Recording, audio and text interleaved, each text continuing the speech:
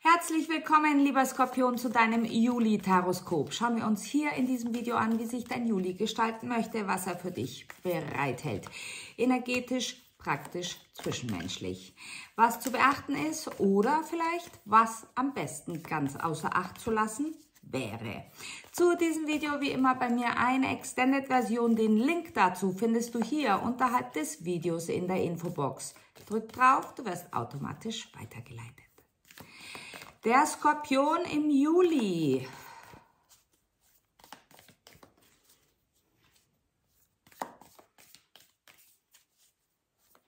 Aus der Asche, die übrig geblieben ist, wird Neues geformt, Neues emporsteigen. Der Rauch. Gestalten im Rauch.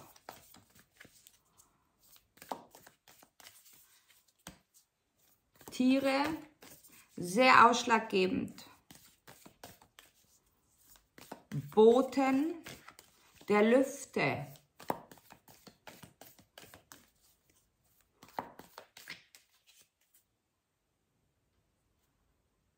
Flimmern wie bei Hitze, bei sengender Hitze, wenn du in die Ferne schaust und es so flimmert, wie als wenn es aussieht, dass du siehst, wie sich die Luft bewegt. Und Schärfe. Blicke dahinter. Es geht um deine Wahrnehmung. Die Sterne haben alle Macht zur Heilung. Versteckte Welten.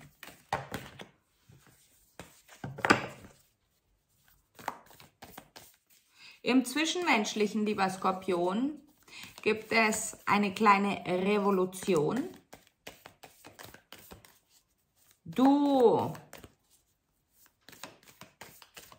Also es kommt, du rechnest ab. Aber es ist nichts aus Rachegefühl heraus, aus Wut, aus, in Anführungsstrichen, Bosheit oder niederen Emotionen, sondern es ist für dich eine Wahrnehmung, wie gewisse Situationen mit gewissen bestimmten Menschen sind. Und sie zeigen mir, du drehst dich einfach um und gehst, ohne großer Worte. Eine neue Stadt möchte von dir erkundet und erobert werden. Eine Stadt, gut möglich orientalisch angehaucht oder mit einer, ja, für uns orientalischen Kultur, orientalischen Wurzeln. Gewürze, sehr, sehr ausschlaggebend für dich. Ja, schau her, wie wunderbar. Die Boten, die Tiere.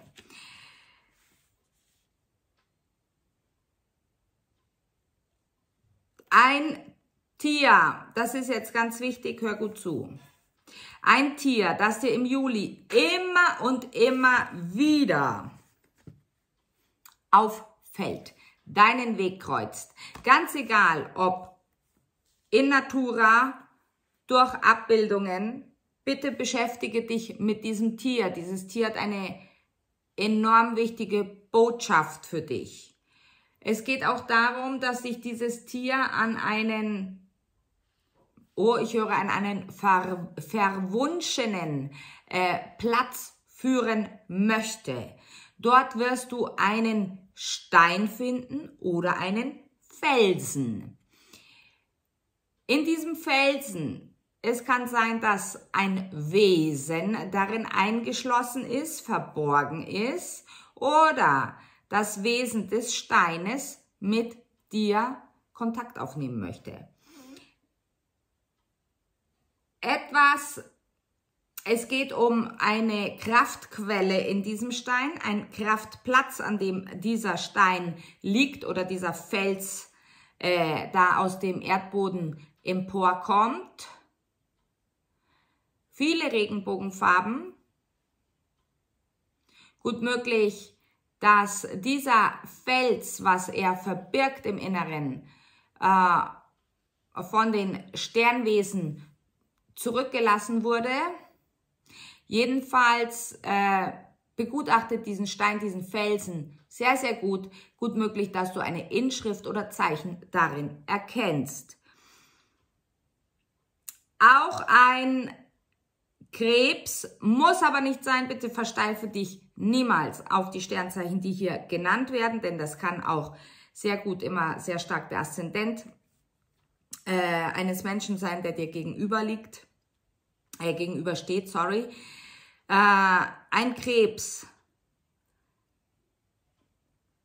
möchte dir etwas zeigen durch das eigene Sein, ein Spiegelbild sein. Es geht um einen Planeten, von dem ihr, ein Stern, von dem ihr bis dato noch nie etwas gehört habt. So, sorry, hier sind ewig viele Karten runtergefallen.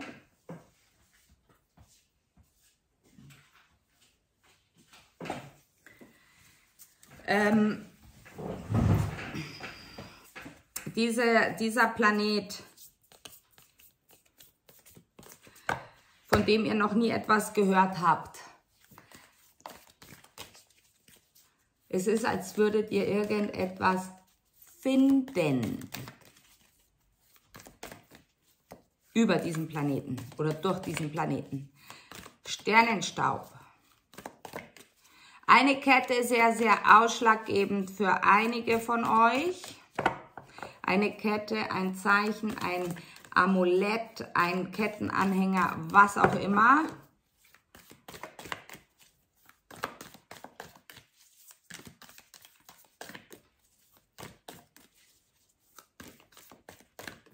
Es ist ein Stern, die Basis eines Sternes, eines achteckigen Sternes.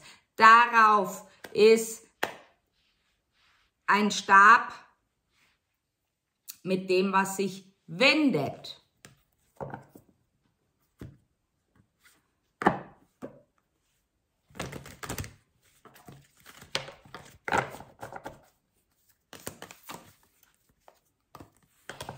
Die nehme ich jetzt. Ja, schau her, die geistige Welt kommuniziert durch dich mit dir und der Durchbruch kommt.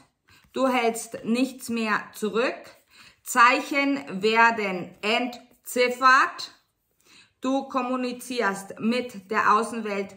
Du kommst definitiv an das Geheimnis, welches auch immer. Es ist für jeden verschieden. Und du bist nicht mehr aufzuhalten. Deine Worte trennen ganz klar die Illusion von der Wahrheit, sei es dir selbst gegenüber wie zur Außenwelt. Ein Sturm, so reinigend. Du wirst sprechen, ohne zu bemerken, dass du sprichst und was du sprichst. Du kommst mehr und mehr an dein Inneres heran. Die geistige Welt fordert dich auf,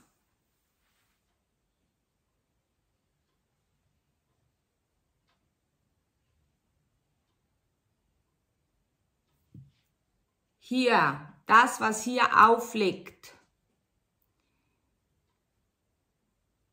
vollkommen frei wirken zu lassen. Schauen wir die Hauptenergie, die dich im Juli begleitet. Die Hauptenergie für den Skorpion, bitte.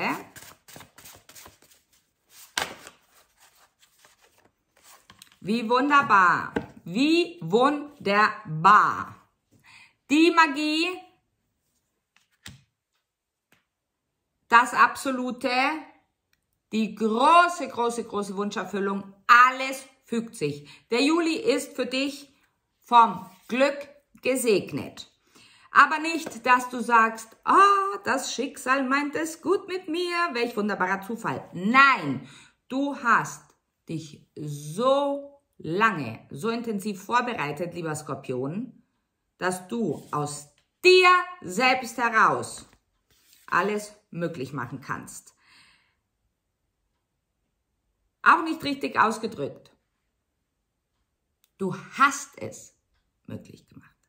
Und jetzt werden die Früchte geerntet, was du seit Februar bis jetzt, seit deiner Party im Februar, bis jetzt, ja, überlegt hast, woran du gearbeitet hast. Sie sagen, die nächste Party kann stattfinden. Gut möglich, dass du dich auch sehr mit Pflanzen jeglicher Art, seien es schöne Blumen, Heilpflanzen, Unkraut, sogenanntes, auseinandersetzt. In Bezug auf Mensch und Tier, aber es geht auch um den Rauch. Also ich nehme an, um das Räuchern.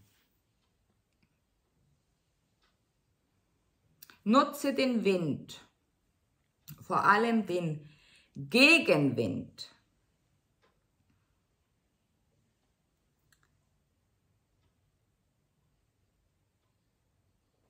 Kämpfe nicht gegen den Gegenwind an, sondern lass dich, wenn du Gegenwind bekommst, transportieren. Lasse dich von diesem Gegenwind in die richtige Richtung schieben, auch wenn du rückwärts laufen musst. Rückwärts laufen, wie ist das gemeint? Nicht zurück in die Vergangenheit, sondern rückwärts laufen, ohne dass du siehst, wo es dich hinbringt.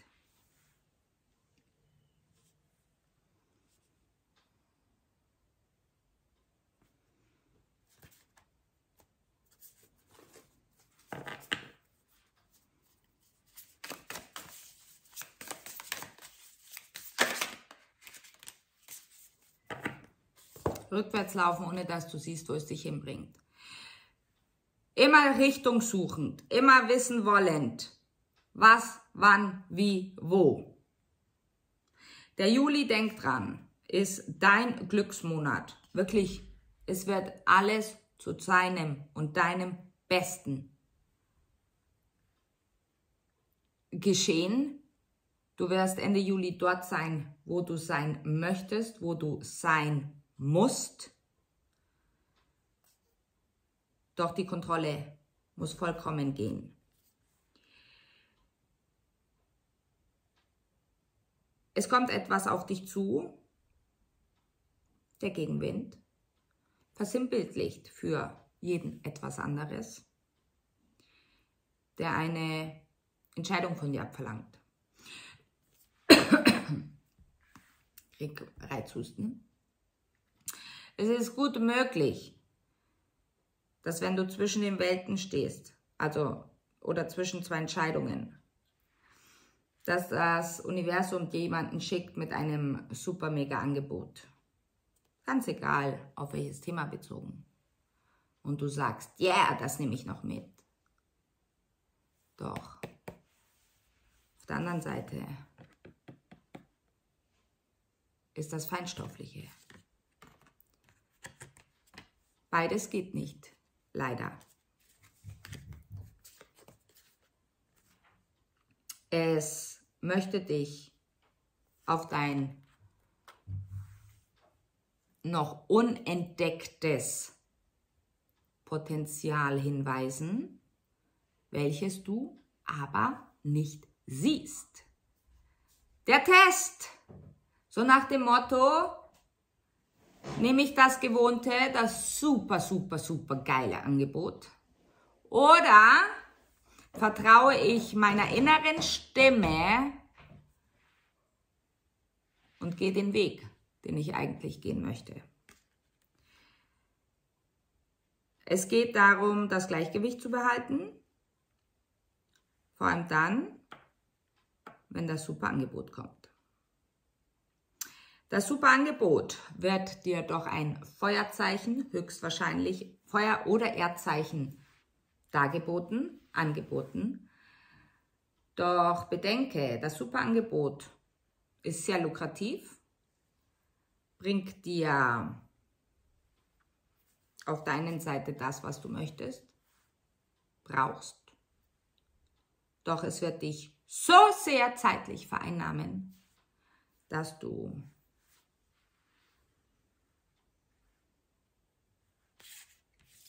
für die Explosion des Selbstes ans Ziel kommen, wenig Zeit haben wirst.